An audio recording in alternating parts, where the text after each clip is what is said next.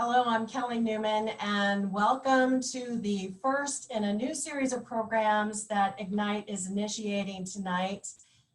We're calling them Igniting Leadership.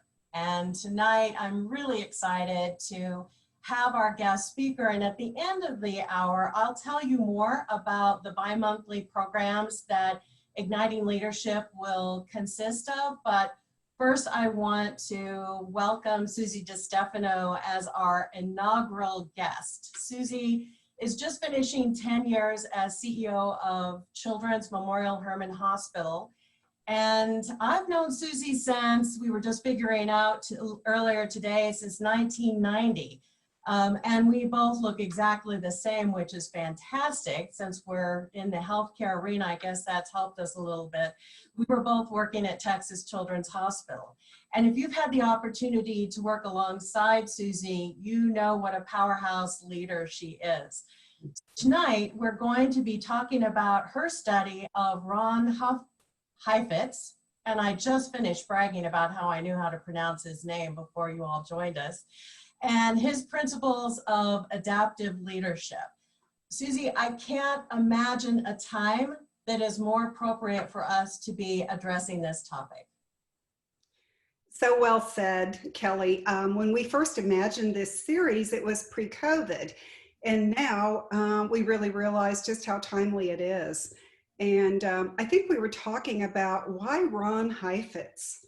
You know, who is this guy? Well, he's from the Harvard Kennedy School, but sort of more importantly for me, I was at a conference and got to hear him and followed him out of the conference room because I was in a pretty sticky situation at work, and he agreed to give me a 5-minute curbside consult. And at the end, he said, "You better read this book." I was sort of hoping for a little bit more like, "You've got this." Instead, I got, "You need to read this book." And then I've got another book called Leadership on the Line. You should probably read that too. Oh, yikes. So he ended up recommending a series of books. I do like a woman who stalks someone to get their opinion, though. So I have a lot of respect for you stalking him in that situation. So, okay, we all know a lot of different leadership principles and books and those kinds of things that have just been coming out by the millions, it seems like. What is it about his book that you found so compelling as opposed to other leadership principles? Right. This book is not a quick read. You're not going to get 5 principles of blah, blah, blah and be off and running. It's pretty thought-provoking from my perspective. And the first thing that grabbed me was his just sort of insisting that when you are dealing with a new issue or a new challenge, don't take action immediately and don't act on what you're thinking. Sit back and invite multiple interpretations and pull in a diversity of opinion. So for me, that was very thought-provoking because I have that narrative. I think we all do. And we sort of know what's worked for us in the past. And his admonition is just don't do that. Is adaptive leadership then, is his mindset that you must change, or change is good, change is constant? And obviously he could not have imagined the change that's being forced on all of us right now. But is the overarching principle, and the reason why he even named it adaptive leadership, is that we always need to be changing? You know, I think that's right. Change is ubiquitous. I think where he helped me, though, was kind of dissecting change and saying, look, there are 2 types. One of them is technical. Get an engineer, you know, if the water broke, fix it with the expert. But most changes have an adaptive quality, i.e. a human quality. And I think we've all been probably numbed to death with change management and the human perspective. But what I thought was helpful about his framework is he talks a lot about that first phase of diagnosis. Take your time, get diverse opinions, push yours out of the way to bring the rest in, and then look at it from both the organization's perspective and yourself. So diagnosing your role in the change, what the organization's diverse opinions and needs are now. That may be a small trusted group or it may be broader, doesn't really matter. And bring all that together before you implement the change or the adaptation. And the adaptation is not just for the organization, it's for you as well. I didn't like this part either. I thought my job would be to change everyone around me and that I would just be sort of in charge of it. And sort of looking that squarely in the face and realizing, okay, I get to do this too, was quite actually pretty humbling. Yeah, I know what you're talking about, and there's probably members of all of our teams that are thinking, when do we get to tell her the change she needs to make? And I guess really that's part of it, is inviting that input too. So as leaders, one of the things that we are charged with is, make things happen, get to the end game, don't dig in and take too much time. So how does he suggest you balance that diagnostic moment and that, implementing change? Yeah, and that's a great point because, being a thoughtful leader doesn't mean sitting there and doing nothing forever, right? So I think it's reading the organization, and he talks a bit about reading the immediate environment, which he calls being on the dance floor, and then reading kind of that macro organizational environment, which he calls being on the balcony, and sort of taking test reads from both, because frankly, you have to operate in both realms to make the change happen, to make it palatable, to make it authentic. And I think you and I were kind of dialoguing about this earlier, and I was thinking, perhaps because some of these concepts, they're complicated to think about them, but if you think about, driving or skiing, you are paying attention to what's in front of you, but you're also paying attention to where you're going.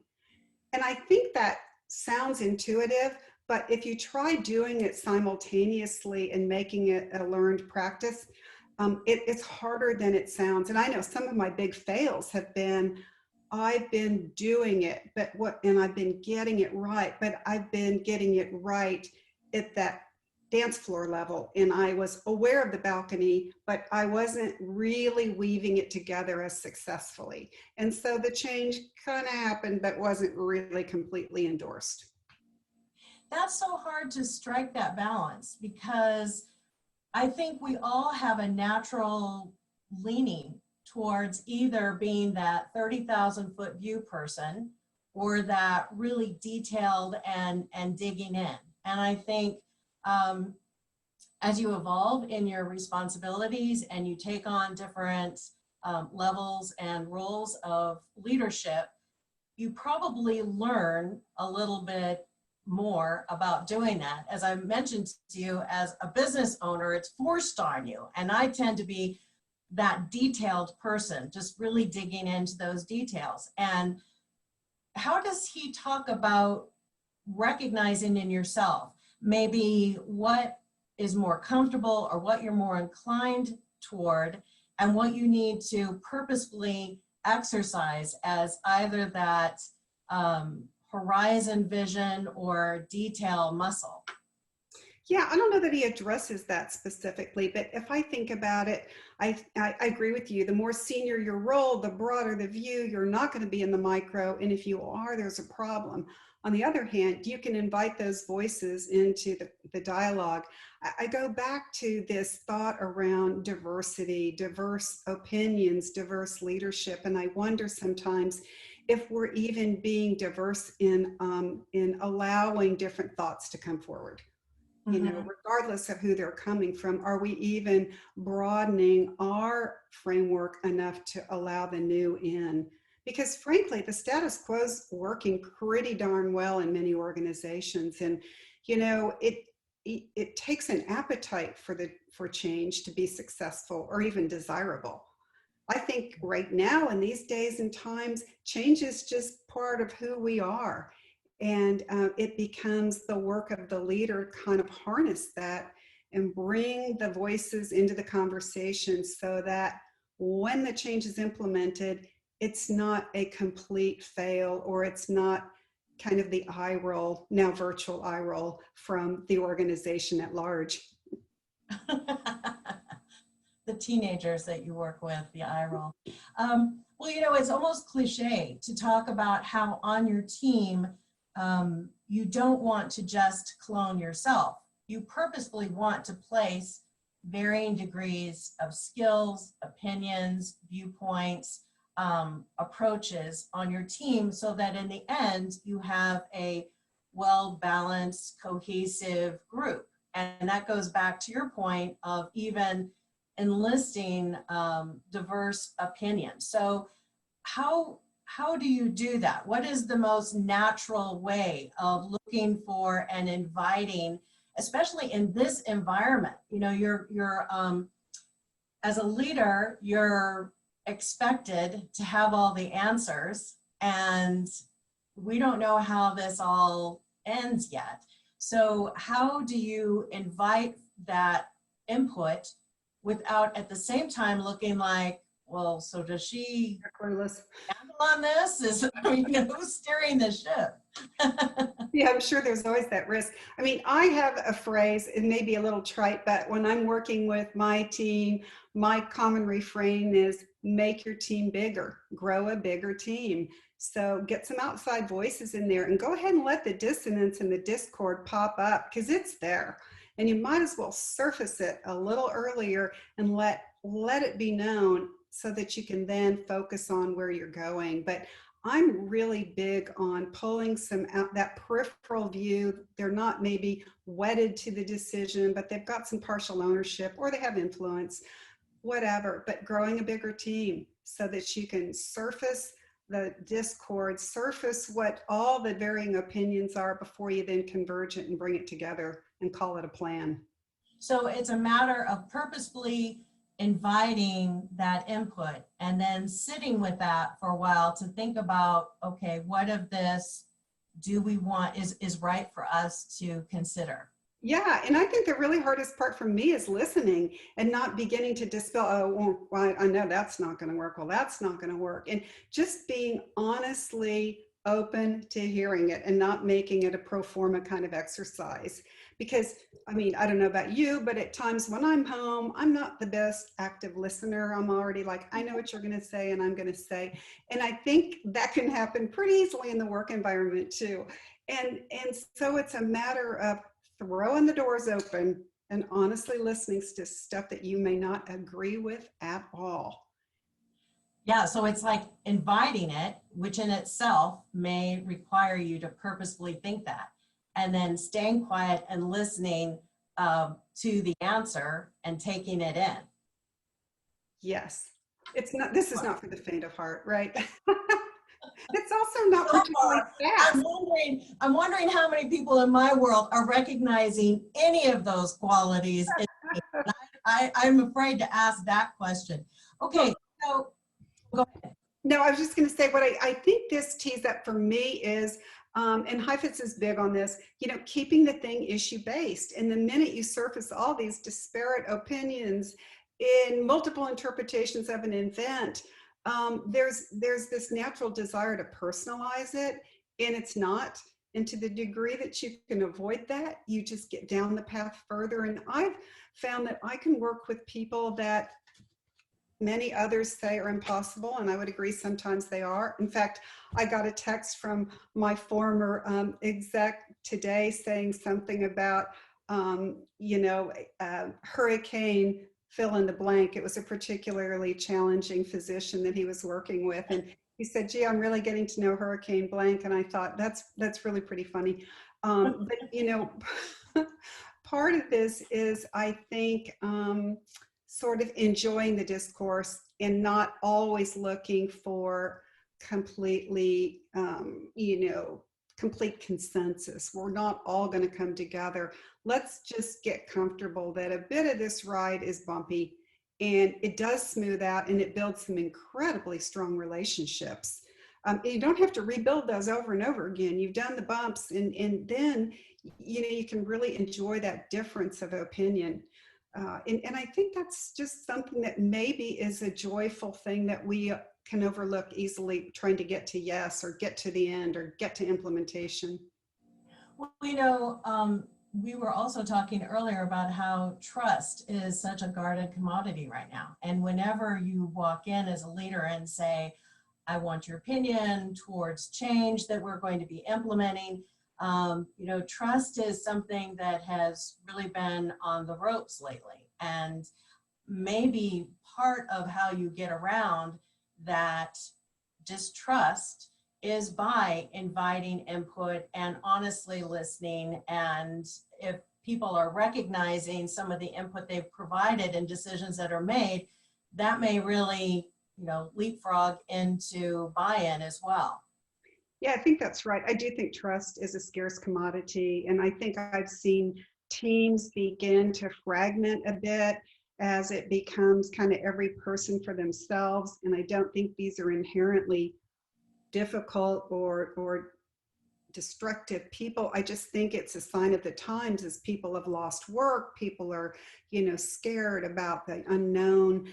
There's a bit of a tension there, and it's become, more self-protective. So I think to have those conversations right now is risky at one level, because you have a lot more to overcome to get to neutrality or to get to neutral zone. So I think taking small calculated risks where you're showing your cards, you're saying on the front end, look, I need your opinion. I need you to disagree with me. You're not going to be the decision maker on this one, but I do want your opinion.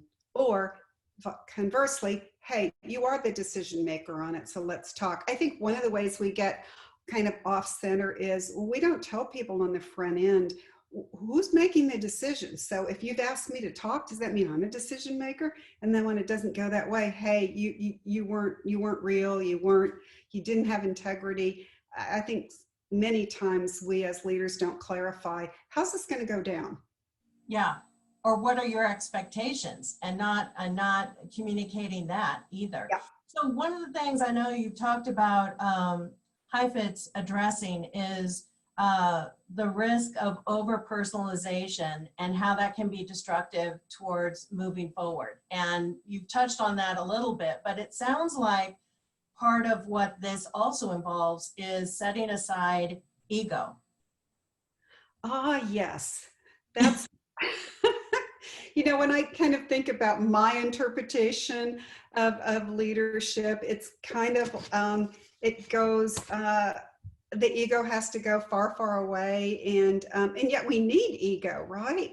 Sure. And ego's healthy, and it's a lot of the ways that many of us are in leadership positions. If we have a healthy ego, I think it is problematic when it begins to dominate and it begins to be a self-serving kind of phenomenon. And one of the things that I think this is in Heifetz's books, and I think we would all know this, it's like find 3 different realms to be, available and to be active in, so that your ego is not tied completely to your organization. Your self-esteem isn't tied completely to your organization. I think that's pretty hard, because most of us spend a whole lot of our days, many times weekends, being tied to organizations. So cleaving that apart sounds like it would be a healthy thing to do, and it's pretty hard to do it. Well, I think as a professional story writer, I can make up stories so fast, and they can be really dangerous sometimes with how I'm explaining in my head what it is I think has occurred, or that I think you're thinking, or what's around the next corner. And it sounds like how that personalization, that you need to, set your ego aside and get curious and ask questions, and is maybe the anecdote towards the personalization that can be a problem. Couldn't have said it better. I think you're spot on. I just think this stuff is very thought-provoking. It's very challenging in a quiet way, and it's not quick work, but it's really meaningful work. It's just not a quick slap it together and run, because it involves kind of pulling inside of yourself and sort of examining what it is you're bringing to the party, and recognizing that and valuing it, but not overvaluing it at the cost of bringing in other diverse interpretations of what's going on.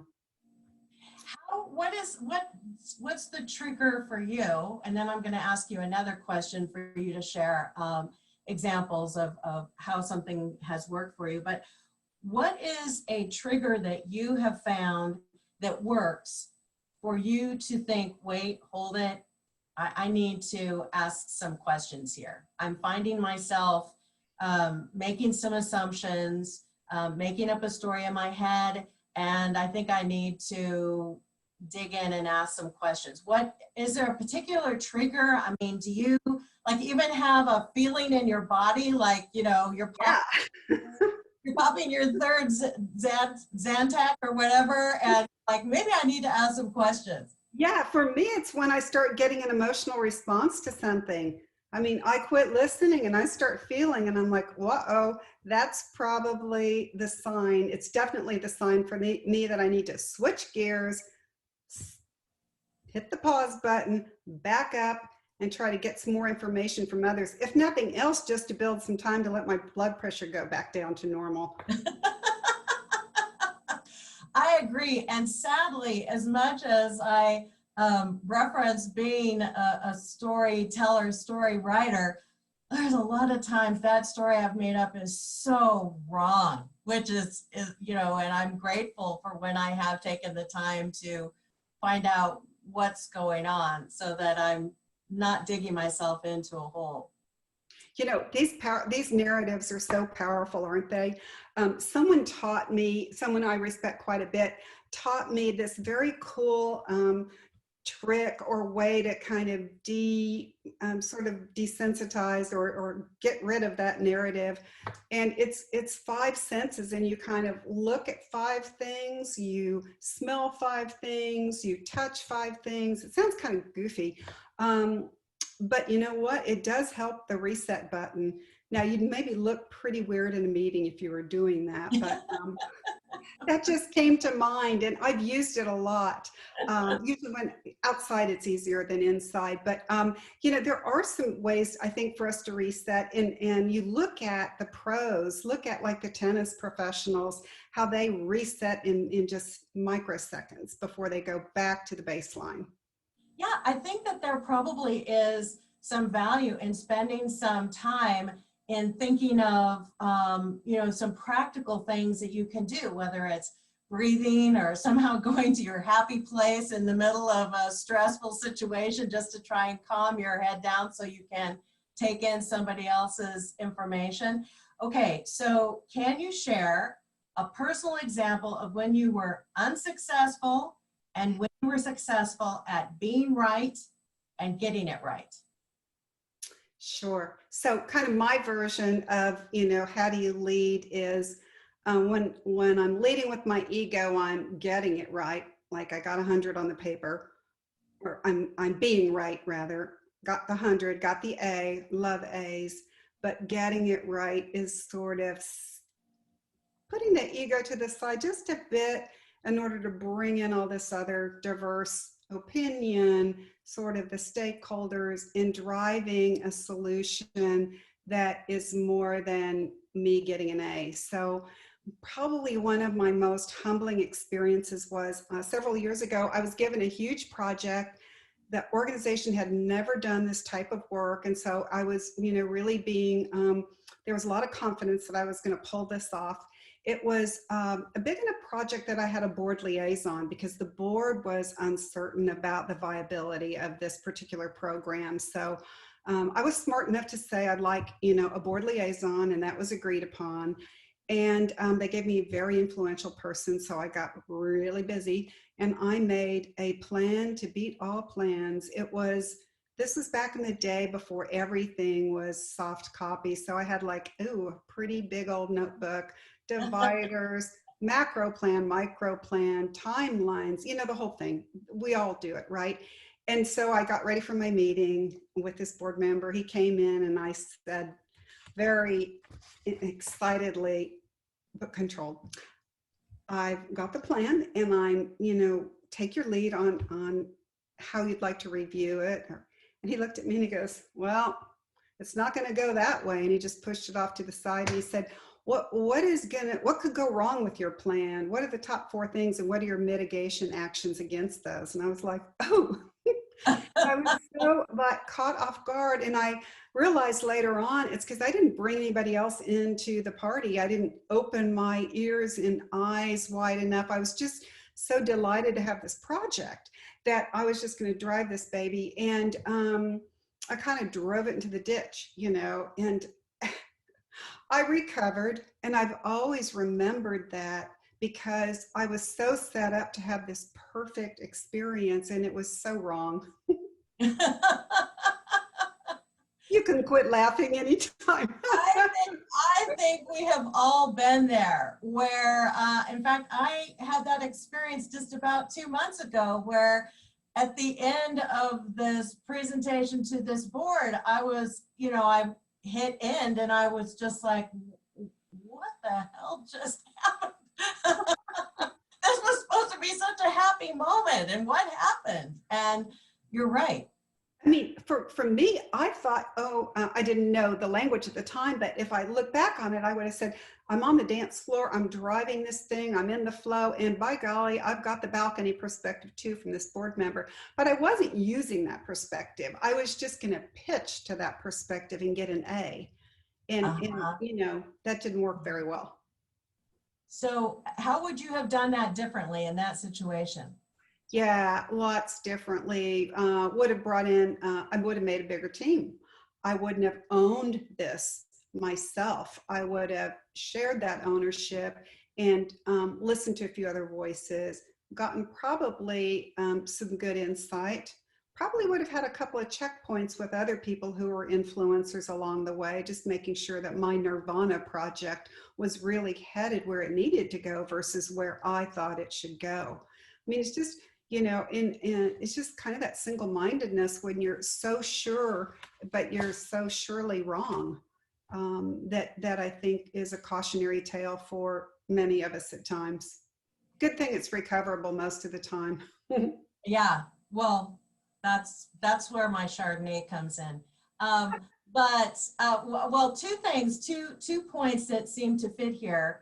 One that relates to media relations, and that is if you are preparing, if you're a communications specialist and you're preparing someone who's either going to be speaking and then taking questions from the audience or being interviewed by a reporter, you always want to ask them, okay, what is the one question or even 2 questions that you hope don't get asked? And then you work with them in preparing an answer for that, in part just so they're not caught off guard and, babble their way through. My father, who's an attorney, also taught us that as an attorney, you never ask a question on the stand that you don't already know the answer to. And so I think that both of those examples seem to apply a little bit to what you did in that, and I can just so put myself in your place, where you just saw it going a certain way and you wanted it to go that way, and you were just so sure that's the way it was going to go, that along the line, you didn't consider, could this be thrown off track, or is there somebody else's voice I should invite in who might even suggest to me, hey, have you thought about this? Yeah, and it sounds so simple, but when you think about it, it's like, well, I was given the project, so they have conferred on me the expertise, so I'm off and running. And, I may be the only one that's done that, but I would guess that a few of us get caught up in our own self-narrative and we veer off the track, and it's weird because we're not wrong. It's just that we're not right. Yeah. We Well, I'm here to admit right on camera that I'm right there with you. There better be people in our audience that are saying they're with you too, because otherwise they're lying to themselves. Okay, so what has your experience done for you in diagnosing your own leadership style? And where have you determined, okay, this is an area of growth for me? What kind of diagnosing then have you done? It sounds like that might have been a good experience for you in stepping back and recognizing that opportunity. Yeah, I think humbling for sure. I guess what I would say about what I've learned about my leadership style is one of my challenges is being vulnerable. So, and I think that for particularly women leaders, we are on our toes. Our ears are alert. We are focused, and we know that navigating the environment is an additional challenge. And so we're up for the challenge. So I think that being on that attentive and that focused can sometimes be a bit of a derailer because it may not be that you're taking in some of the external environment as you're busy focused on, being right. And I don't know if that's making sense at all, No, Kelly. I think you're right. And it really goes back to, setting the ego aside and doing the research. Did I let you speak to a successful example? We kind of went into the unsuccessful and went driving down the road. That's more fun.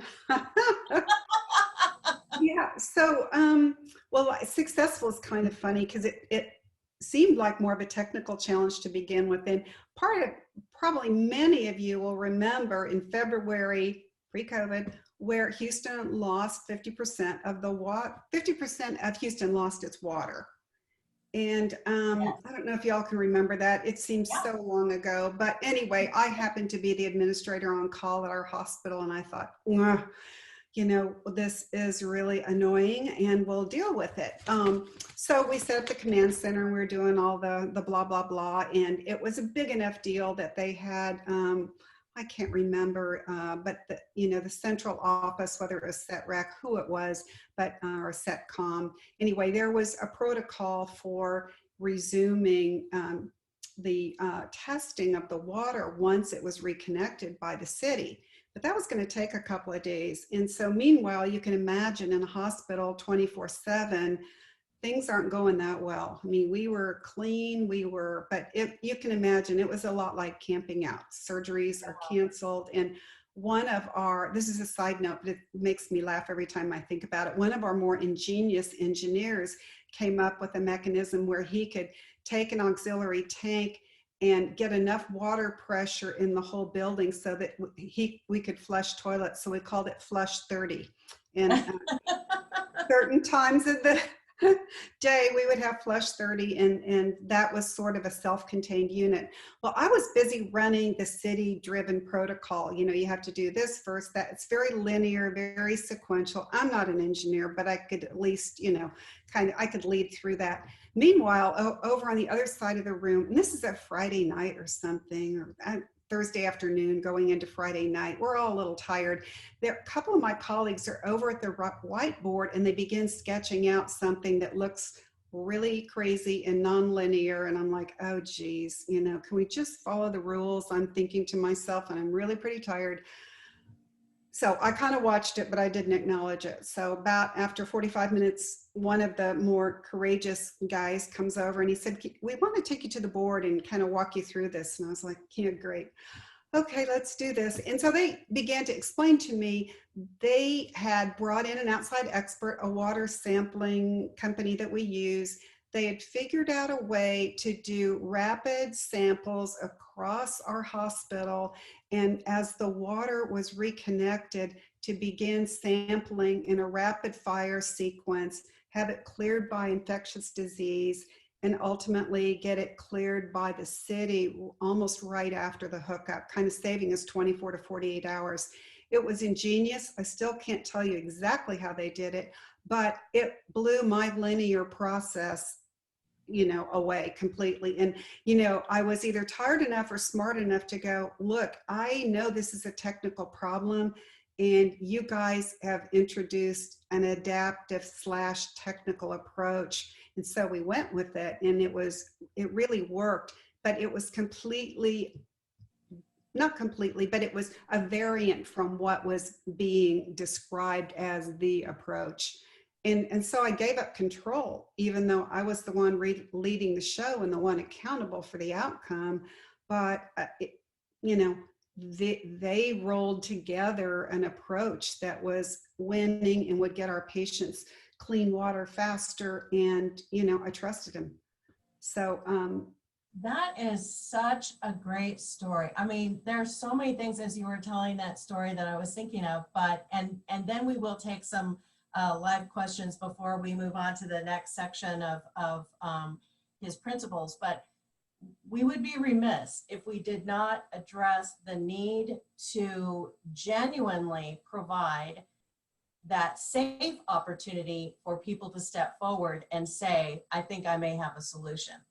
Because sometimes those are not the most assertive people in the room. And you don't want to miss that fantastic idea that that person has churning in their head, that maybe they feel reluctant. If I say something, what if I'm wrong? And that really comes down to building the culture. It's not really very effective to stand up in a meeting and all of a sudden say, okay, this is a safe place.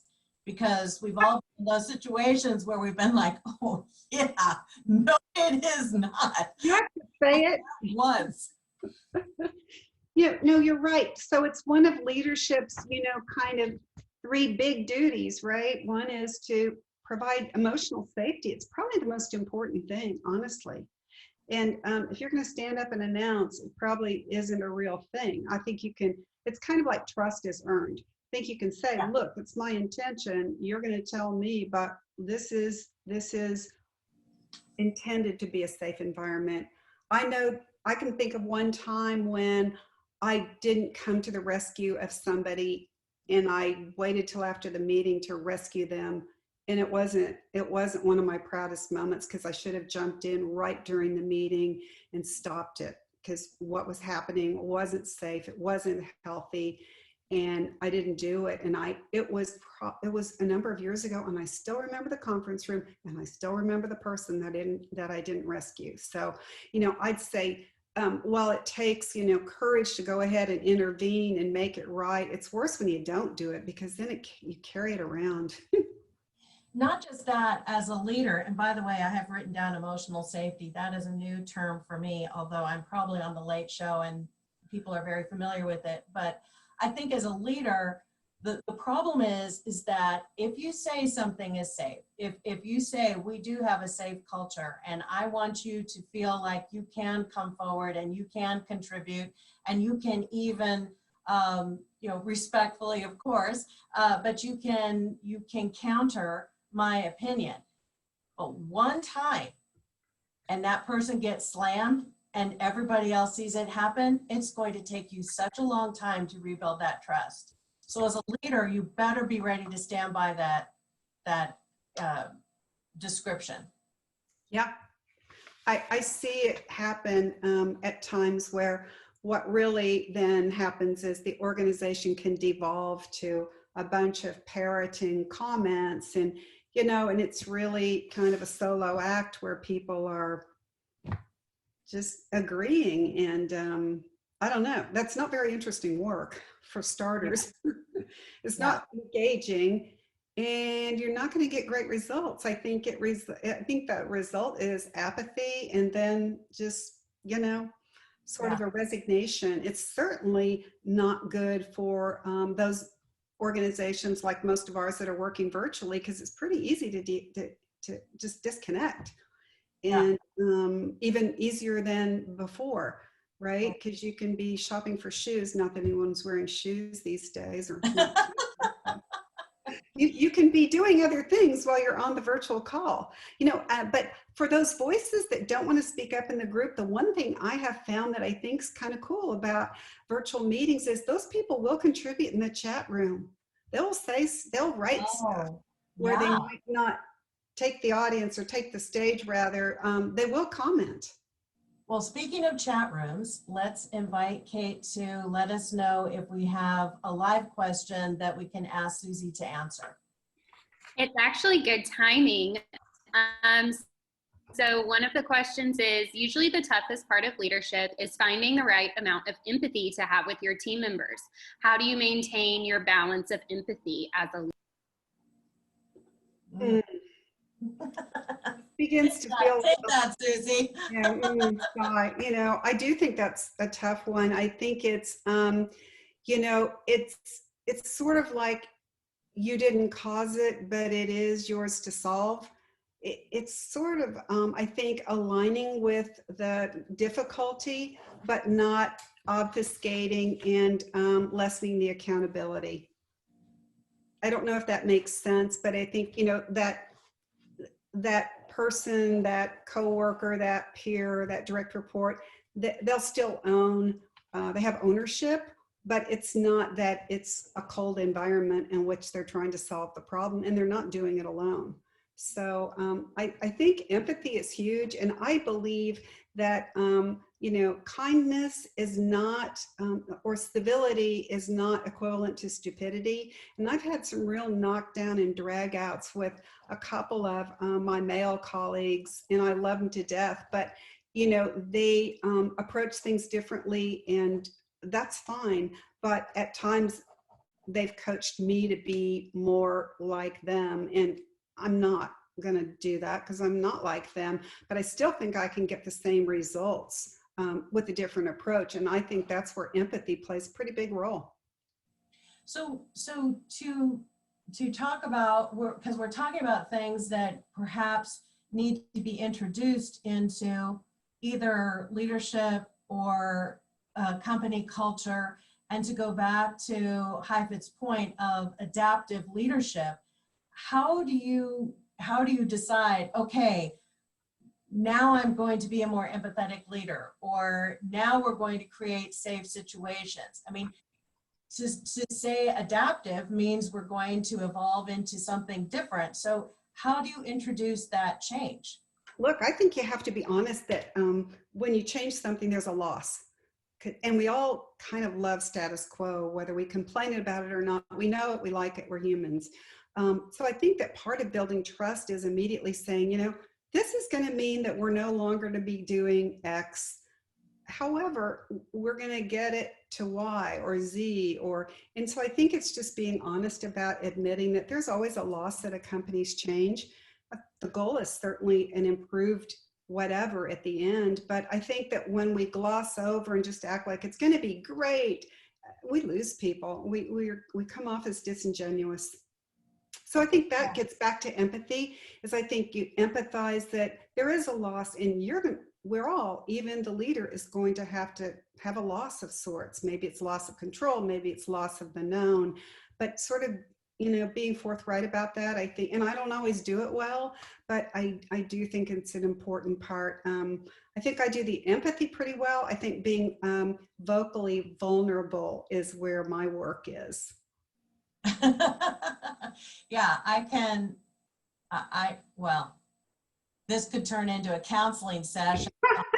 Get the wine out, would you? Yeah, where's the Chardonnay? Kate, do we have any other questions, or can I move on with another one of mine? We have one other question. Okay. If you could go back in time, what advice would you give yourself at the beginning of your career and leadership journey? Wow. Well, first of all, congratulations on that question. Go ahead. Okay. Is that like, what's the question you're hoping doesn't come up? I think it's honestly to move from being right to getting it right much sooner. I think I spent more years being right, and once I figured out, oh my gosh, that's not the game at all. It's like, it's getting it right, and that's such a richer process, and it's actually quite a bit more fulfilling, and there are a whole lot of people that get to come along when you're getting it right. It's not a singular thing. I would definitely move that direction a lot faster. Yeah, that sounds great. And I think that some of that just comes also with a growing sense of confidence and experience. Definitely true. Yeah. So where you do kind of reach that point where, not that you're not capable of making mistakes anymore, obviously, but you have learned a point at which you recognize maybe even some patterns, and maybe you don't go into that panic mode as much as you would have earlier, simply because recognizing the situation. But to your point, also being open and recognizing what really counts as a leader anyway, for sure. Okay, so let's talk pandemic a little bit. So yay. I do better if I know the ending of a movie. It doesn't ruin the movie for me. I can sit and enjoy the movie if I know how it ends, especially if someone's going to be killed or something like that. I can sit back and listen to the whole story. So we do not know the ending right now on this, and it's driving all of us crazy, I know. So how do we take adaptive leadership forward over the next, let's say, 6 months of this uncharted water? So my first reaction is, I think we're doing a lot of this. I don't know that we all signed up for adaptive leadership, but we're doing these micro adaptations all day long now.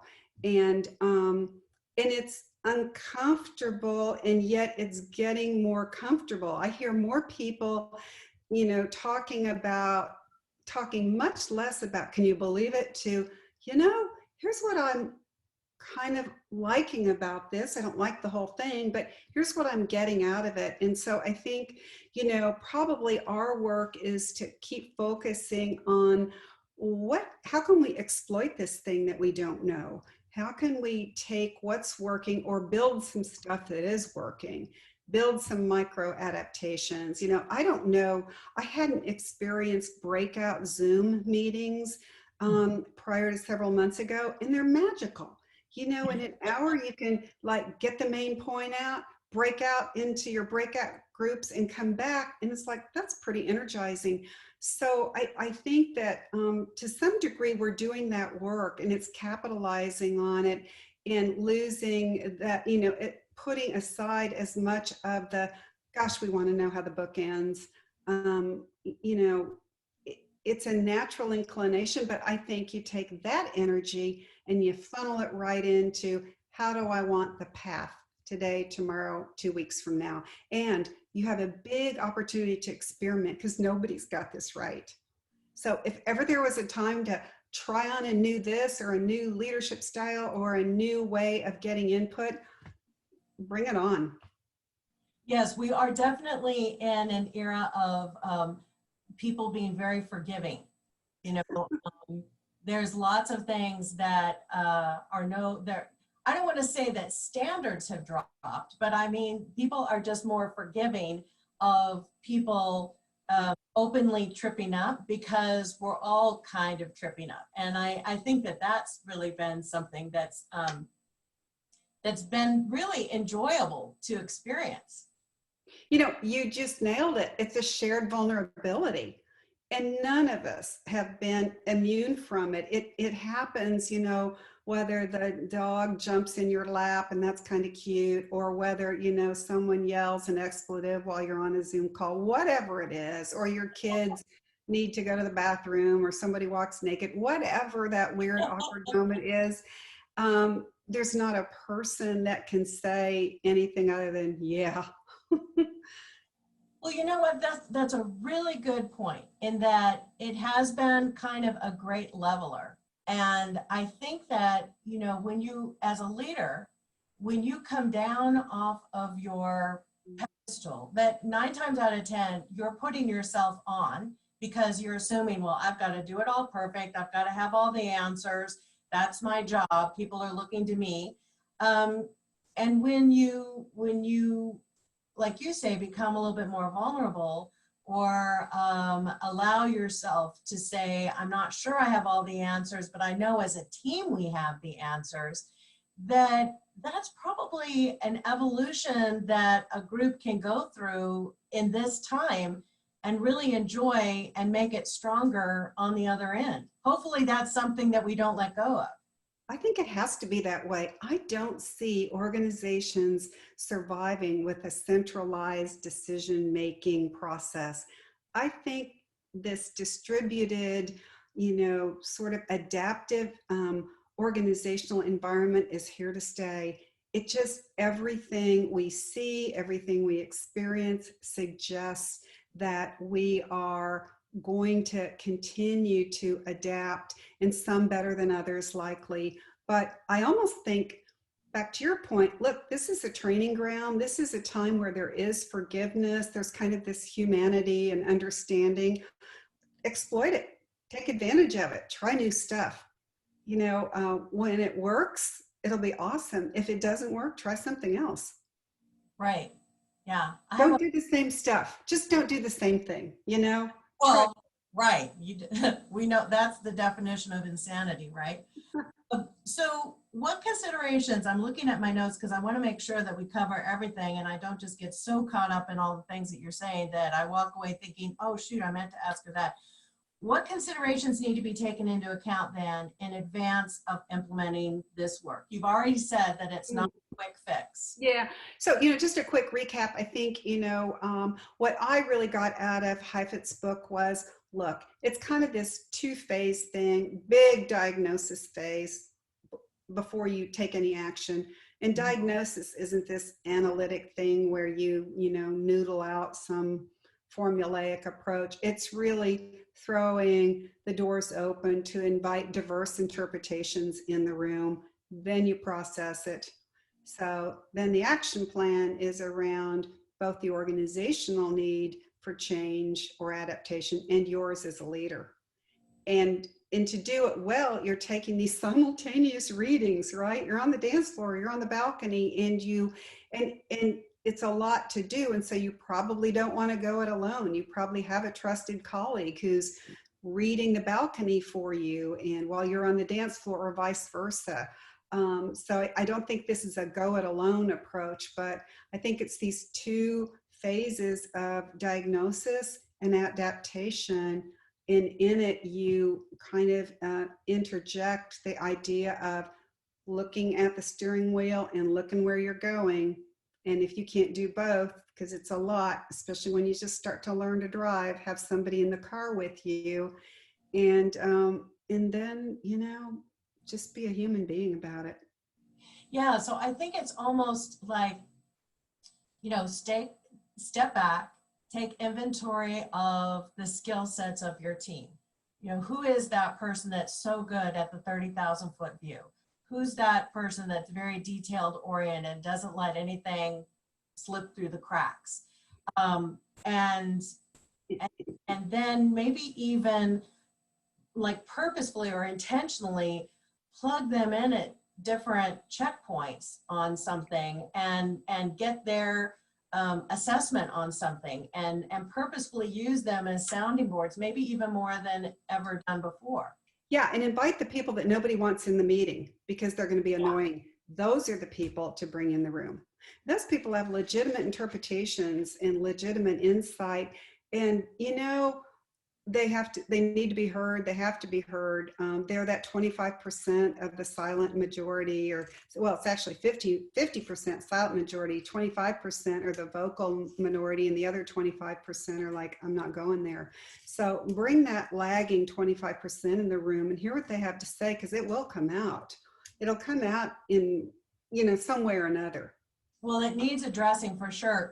Whenever we conduct our communication strategy sessions, we'll tell a client, be sure that voice that is that obnoxious board member or whoever is that really vocal person that's kind of a pain in the neck, include them. Don't disclude them, include them, because their perspective needs to be considered. And whether, don't just discount it. There's something there that needs to be taken into consideration. Yeah, and for me, that is the difference between isolating the issue from the way it's delivered.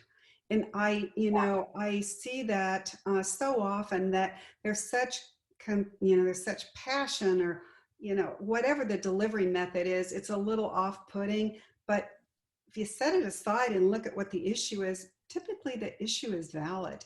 Really hard to sort out the first one, but really important to do that, I think.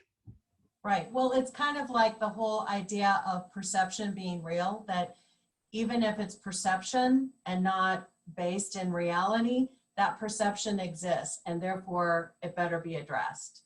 And maybe it maybe even within your own team, it identifies a need for greater internal communications or, you know, Yep. greater explanation. Maybe what you discover is this person has really been left out of the loop, or certain things have not been shared with your team, and therefore they're off making up stories of their own.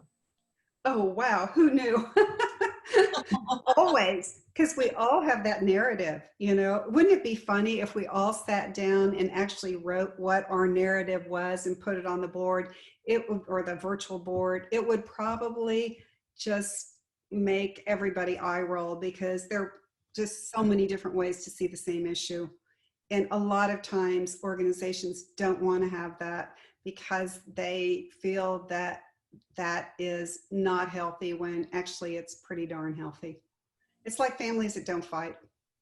Yeah, and you know, I know that there's people that cringe at the idea of confrontation. You know, someone will say, "Oh, I avoid confrontation at all costs." And being curious and asking questions and learning other people's perspectives, that does not have to be confrontational. It really is more investigative. And it's, I don't think, I think people just automatically lump other thoughts, or perhaps their thoughts being challenged, as being confrontational. I think you're right. And that gets back to, it's not personal, it's issue based. But for me, the minute I begin responding emotionally, I know, okay, my learning is over. I need to like lean back, take a deep To breath. go to my happy place in my head. That's where the Chardonnay comes in. Yeah. Yeah, again, the Chardonnay. Kate, do you have any other questions for us before we start to wrap up? One last one, and it's kind of along the lines of this new virtual world. How would you recommend having tough conversations virtually? Sometimes truly difficult performance-based conversations are best had in person. So how would you recommend going about this in our new world? I think it's a great question, and I don't know that I have the answer for it. I think probably my default would be to start out saying, I wish we were in the same room. Yeah. This is awkward. I feel, you know, I'm not good at doing this, having difficult conversations where I can't really look you in the eye. Nonetheless, this is a conversation that needs to be had. I think I've just Great. I think that the good thing is that you do have that virtual opportunity for a one-on-one private conversation, you know, separate and aside. And I think also, as much as a leader, you dread it, if you can initiate it and recognize that, you know, something's going on. And again, you've got to ask questions to find out what it is, because right now, if you have people on your team and they have small children that they're trying to help virtually, I mean, I have one team member that, you know, I thought we were going to have to put cold compacts on her head last week, but, you know, there's lots of things pulling on people, especially right now. And if there's somebody too, don't you think, Susie, if they're like all of a sudden they are dropping the ball and those kinds of things, don't you think it's important as a leader to keep in mind, like, you know, what have they built up on that emotional bank account that shouldn't be dismissed? And instead totally agree. asking what's going on, because this is not the usual experience. You know what? You're spot on. That's the way to start. That's the way to start. Tell me what's going on with you. Yeah. You're right. You're And have the cold compress handy. spot on. Yeah. I mean, you're exactly right. Start with a human inquiry. I think, you know, it just really comes a lot back to asking questions. Mm-hmm. So Susie, it's 7 o'clock, and I just cannot thank you enough for sharing this information. You know, I feel like, and I think you may have even told me this, that it feels like Heifetz kind of has bits and pieces in his principles that I recognize from a lot of different leadership guidance that I've taken in. And it's a nice overview and a nice reminder of things that we should be doing. Yeah, probably true. I don't think he's maybe unique in some of these ideas, but it's probably the only guru of leadership that's told me, you better read this book. So I've become a student of his. Well, right. I mean, if somebody from Harvard told me, you better read this book and the next one too, you know, I'd be talking about humble. Thank you again. I do want to mention to the group that's participating tonight, as I mentioned, Igniting Leadership is a new series of programs that we are initiating, and they will be taking place every other month. And in November, I'm really excited, November 11th, Susan Feigen-Harris will be visiting with Dr. Maria Elena Bottazzi. And some of you, if not all of you, will recognize her as a leading virologist here in Houston that is really on the front lines of discovering a COVID-19 vaccine. So that is no doubt going to be an excellent conversation. And besides Susan asking her all kinds of leading questions about the vaccine, I am sure that her take on leadership will really be interesting too. So watch for more information on that and how to register. And again, Susie, thank you so much for your time. And I hope you all enjoy your evening.